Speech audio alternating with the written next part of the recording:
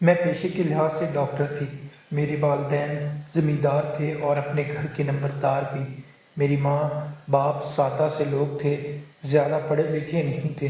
میں چونکہ ان کی اکلوتی بیٹی تھی، ان کو بہت شوق تھا کہ میں ڈاکٹر بنوں، اس لیے ان کی خواہش پوری کرنے کے لیے میں گاؤں سے شہر آ کر ڈاکٹر کی پڑھائی کرنے لگی۔ گاؤں کی سادہ سی زندگی سے نکل کر ایک دم زندگی نے تو مجھے حیران کر دیا تھا۔ میں بھی تھوڑی سی بگڑنے لگی تھی۔ میں شکل و صورت کے لحاظ سے اپنی کلاس میں سب سے خوبصورت لڑکی تھی۔ ہر ٹائم لڑکیاں اور لڑکے میرے ارد گرد منڈلاتے رہتے تھے، میں بھی ان کے ساتھ ٹائم پاس کر کے اپنا اچھا وقت گزار رہی تھی۔ میری پڑھائی مکمل ہوئی اور میں ڈاکٹر بن کر اب کلینک بنا لیا۔ شروع میں میرا کلینک بہت اچھا چلتا تھا۔ زیادہ تعداد عورتوں کی ہوتی تھی، مرد بھی آتے تھے، اور مرد تو میری شکل و صورت پر فدا تھے۔ وہ بہانے سے میرے پاس آتے تھے کیونکہ انہیں مجھے دیکھنے کا موقع مل جاتا تھا۔ میری بھی دل لگی ہو جاتی تھی، اس لیے میرا کلینک بہت اچھا چل رہا تھا۔ لیکن کچھ انہونی ایسی ہوئی کہ میری ہی ایریا میں میرے کلینک کے ساتھ ایک اور نیا کلینک بن گیا۔ آہستہ آہستہ عورتوں کا رجحان اس کی طرف ہونے لگا۔ میری روزی روٹی پر ایسا انہوں نے لات ماری کہ میں سارا دن اب اکیلے بیٹھ کر مریضوں کا انتظار کرتی رہتی۔ ایک دن میں نے سوچا کہ وہاں جا کر دیکھوں تو صحیح کہ آخر ایسا کیا جادو ہے کہ ہر ٹائم وہاں پر رش لگا رہتا ہے اور زیادہ تعداد عورتوں کی ہوتی ہے۔ ایک دن وہاں میں گئی تو چپکے سے کھڑکی کے اندر جھانکا تو ایک ڈاکٹر عورت کو لٹا کر اس کے ساتھ، جب سے میرے ساتھ یہ کلینک کھلا تھا عورتوں کا تانتا بندھا رہتا تھا۔ ان میں زیادہ تر کالج یونیورسٹی گرلز ہوتی تھی۔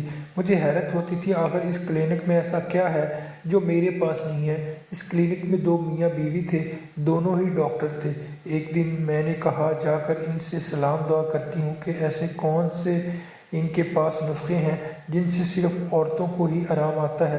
میں صبح صبح ناشتہ کیے اور تیار ہو کر ان کے کلینک چلی گئی کیونکہ اب میرا کلینک نہ ہونے کے برابر تھا۔ اکا دکا مریض آتے تھے، وہ بھی کھانسی بخار کے۔ چونکہ میں ایک گورنمنٹ ہسپتال میں بھی ساتھ ساتھ جاب کر رہی تھی، اس لیے میں نے کلینک پر زیادہ توجہ نہ دی۔ جو شوق اپنا کلینک بنانے تھا وہ بھی پورا کر لیا تھا۔ اب دکھ نہیں تھا کہ میرا کلینک بند ہو گیا ہے۔ میں پروفیشنلی اپنی جاب کرنے لگی، جو کہ اس لیے میں فلیٹ کے ذریعے اوپر نیچے آتی جاتی تھی۔ فلیٹ سے نکلی کہ آج میں فیملی کلینک کے ڈاکٹر سے لازمی ملنا اور دیکھنا کہ ایسا کیا جادو ہے جو ان کی قسمت ہی کھل گئی، وہ بھی انجان علاقے میں۔ چند دن بعد ہی میں لفٹ میں سوار ہوئی تو میرے سے پہلے 3-4 لڑکیاں پہلے ہی کھڑی تھیں، وہ بھی فیملی کلینک کے بارے میں باتیں کر رہی تھیں، کان میں ایک دوسرے سے خسر پسر کر رہی تھیں۔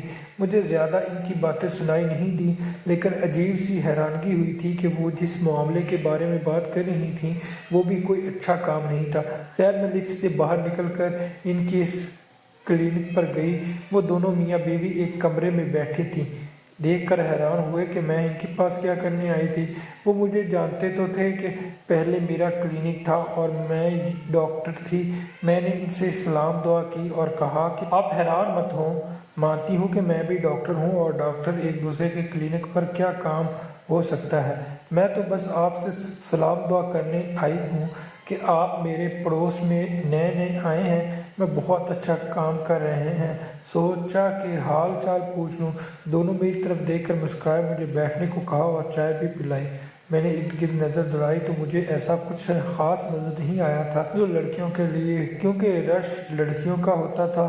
خیر میں آدھا گھنٹہ ان کے پاس بیٹھی، پھر میری ڈیوٹی کا ٹائم ہو گیا تو میں واپس آ گئی۔ ٹائم رفتار سے گزر رہا تھا۔ اب تو گاؤں سے میرے ماں باپ بھی میرے پاس رہنے آ گئے تھے۔ میں اپنا کلینک بند کر کے فری ٹائم ان کے ساتھ گزارتی تھی۔ ایک دن میں ٹیرس پر بیٹھی چائے پی رہی تھی کہ ایک لڑکی کے ساتھ ایک لڑکا بھی فیملی کلینک میں جا رہا تھا۔ میں اس لڑکی کو دیکھ کر حیران تھی، بہت ٹائم بعد فیملی کلینک بھی کسی لڑکے کو دیکھا تھا۔ خیر مجھے کیا، انسان کو بیماری ہو سکتی ہے، وہ بھی کسی وجہ سے آیا ہوگا۔ میں اپنی چائے ختم کر کے نیچے جا کر سو گئی۔ صبح اٹھی، ناشتہ کیا، ڈیوٹی کے لیے تیار ہونے لگی۔ تیار ہو کر جب نیچے آئی تو میں ایک لڑکی کو کلینک میں جاتی دیکھا۔ میں اس لڑکی کو دیکھ کر حیران تھی، وہ میری دوست تھی، اس کا نام دونوں کالج کی دوست تھیں، لیکن ٹائم کے ساتھ ساتھ ہمارا رابطہ بھی ختم ہو گیا تھا۔ میں اسے دیکھ کر خوش تھی کہ اتنی پرانی دوست ملی ہے۔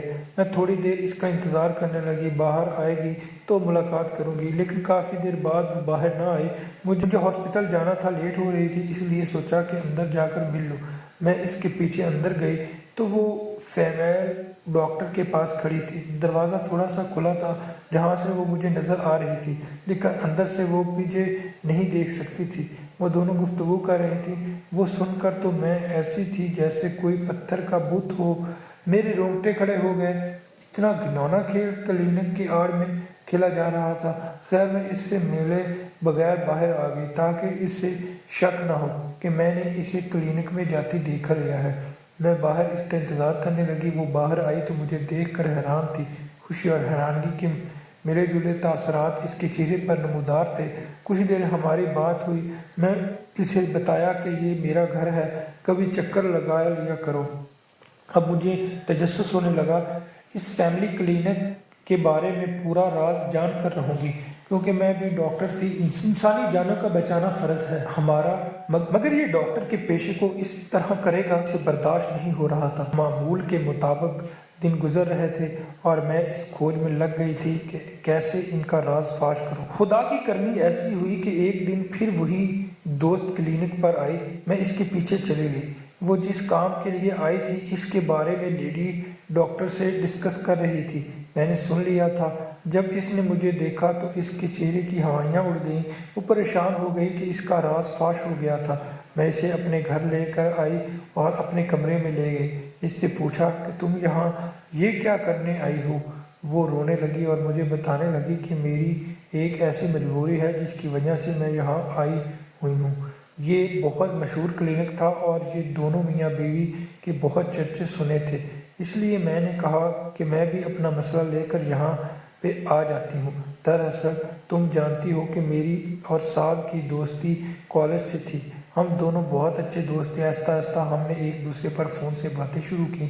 پیار محبت، ہم اتنا ڈوب گئے تھے پیار محبت میں، ہمیں دنیا یاد ہی نہیں تھی۔ ایک دن ساتھ مجھے اپنے فلیٹ پر لے گیا اور میرے قریب ہونے کی کوشش کی۔ میں نے اسے منع کیا تو اس نے مجھے اپنے پیار کے دعوے کیے اور کہا کہ شادی تو میں تم سے ہی کرنی ہے، جو کچھ ہم شادی کے بعد کریں گے پہلے کرنے میں کیا حرج ہے۔